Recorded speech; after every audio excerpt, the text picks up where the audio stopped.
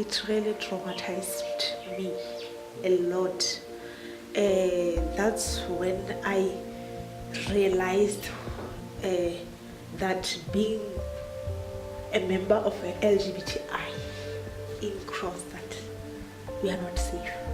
It has affected me personally a whole lot. It really opened my eyes to how cruel the people can be, especially Kroonstad people, especially the people that we live with every second, every minute.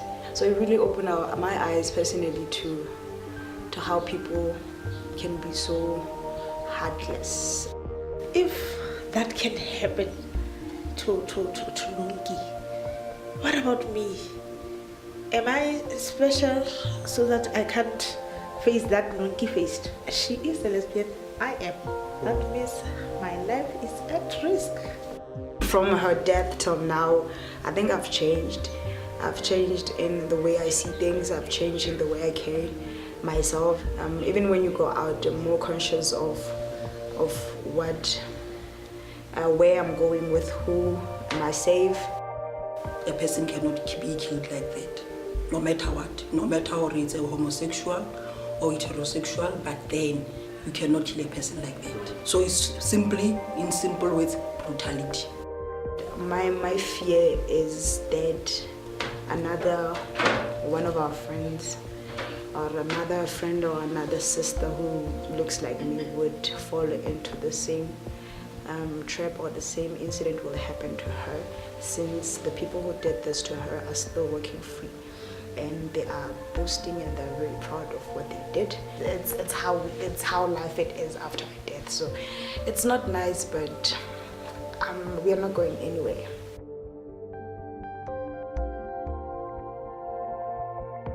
Honestly, since after her death, I'm not gonna speak on behalf of her family because I don't know what the relationship is between the family and subs. But now personally, as one of the leaders of the LGBTI in Kroonstad, it hasn't been nice because we are clueless, we are not informed. I understand that they cannot tell us about the details of the case, but we are clueless in terms of what's happening. Whenever we ask questions, whenever we want to know about this, it's like we are fighting the police. People like in LGBTI community, they are very much facing difficulties, especially from police, from health, and even pastors.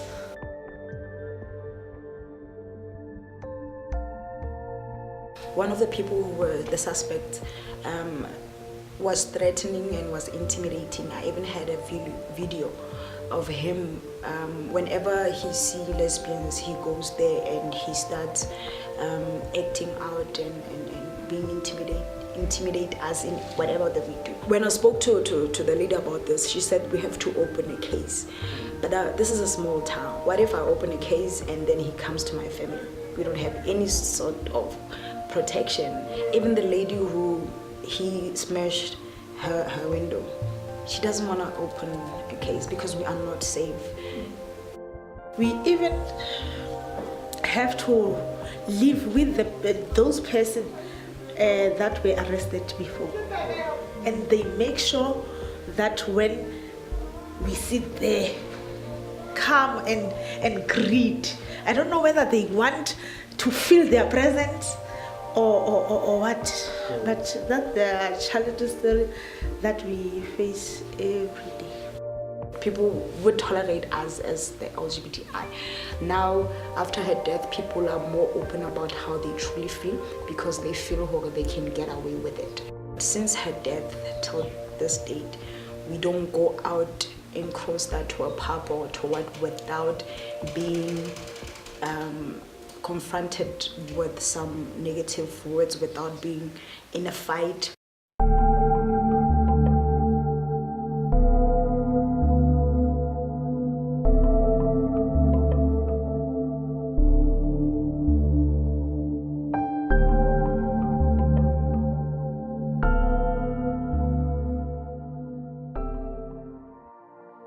the dialogue breaks some of the long-held views, stereotypes about the LGBTI. Well, it raises a lot of other questions as well. It challenges us to think beyond our normal day routines, to say, how do we go beyond the call of duty in ensuring that these people get the service that they deserve? I think if we change the perception first, and that's what this training is doing, it's changing the perception, because now they're talking about their values. As a police officer, I have values at home, or this is what I want. My Christianity or my religion says this, but I have to go to work. What does my values, how am I going to apply those values to my workplace?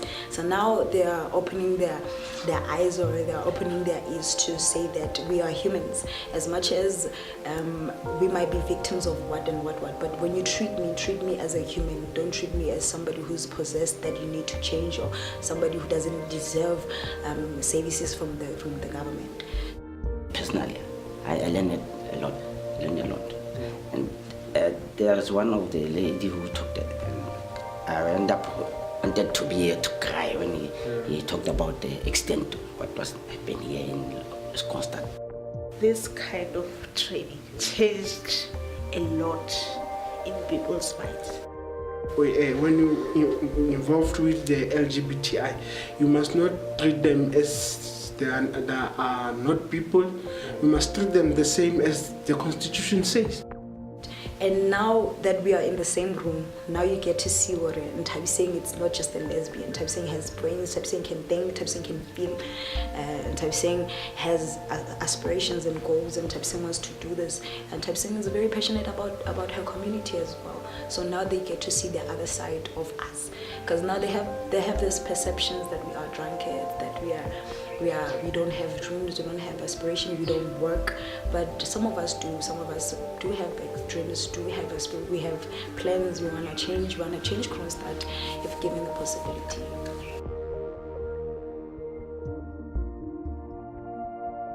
We need to, as police, go and check to say what best can we do, because in terms of section 205 of the Constitution, police has the mandate to investigate, to protect and serve. We need to go to the community and check if we are still relevant. The training has provided us with one step moving forward with the LGBTI community, but also we have also established the partnerships with other departments as well, in terms of understanding as different government departments. There are frustrations we understand in the institution, but those frustrations must not stop us to make the best of the service that we are rendering to the community. We have people from SAPS, we have people from DSD. Firstly, they were not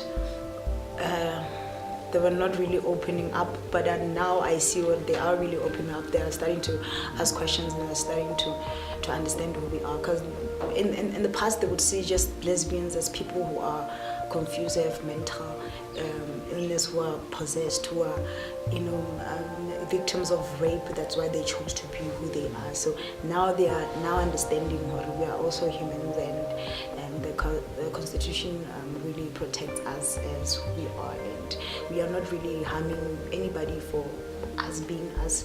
So I have faith, and I see it really changing Kroonstad. So I'm very, very thankful about this initiative.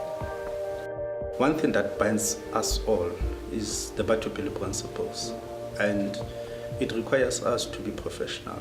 I'm here in my professional capacity, not in my personal capacity. Obviously, my personal capacity will influence my professional perceptions, but at the end of the day, I'm obliged by these principles to help all other people equally.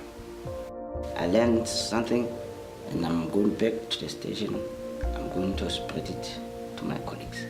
Give us 3 months, 2 months, so you will see the changes, I promise you.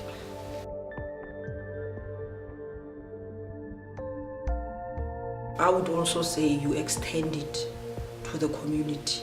I don't know how possible you can do it. But now we are struggling with communities. The change must come out from our communities. Here it's only people who are working. What about those people who are staying with them in the location or in the community? What about that group? So more awareness, more information, more information. Then I think it will help out.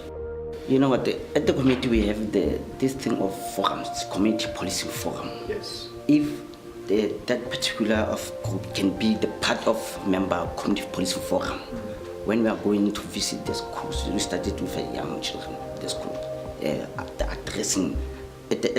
addressing their children now, at the school. I think it's going where we are going to change again the mind of the children. I think that is one of the things that the LGBT community should be doing. Are they participating in their community policing forums? The community policing forum, you get the police, you get members of community, and it sits on a monthly basis where all other issues that pertains to the community and the police are discussed. And the LGBT is part of the community. We cannot treat them differently or separately. And maybe from there, we can also develop how do we create common awareness programs in terms of breaking the social barriers that exist in the community. I think it will make a difference. It's only as to what will sustain it, because it needs to be sustained. We have to sustain it, coming up again after this one, coming up again with other programs that will sustain the good thing that is this one have started. So that's where I think I came very strong, and a lot of people felt that I was protecting the service. But I was not. I was merely saying, as much as we recognize that there are flaws in the service, but we also need to recognize that the community is also not coming to the party. And I'm not only saying the LGBT community, I'm saying the community at large is not coming to the party in terms of saying, this is how we need to be policed, and this is our involvement in ensuring that we are getting policed. Parents of South Africa, love your children the way they are. Because if you as a parent you don't love your kids, how do you expect the next person to love your own child? We are more than lesbians. I'm not just a lesbian. I am a lesbian, but that's not my identity. I'm a sister to a brother. I am a cousin. I'm a hope to my family. Don't see us as lesbians. Don't see us as people who are here to pollute or dirty the world or what. But we are here to make a difference, and we are great at giving chances. We can contribute to the economy, contribute to bettering the country and our towns. Don't see us as evil people.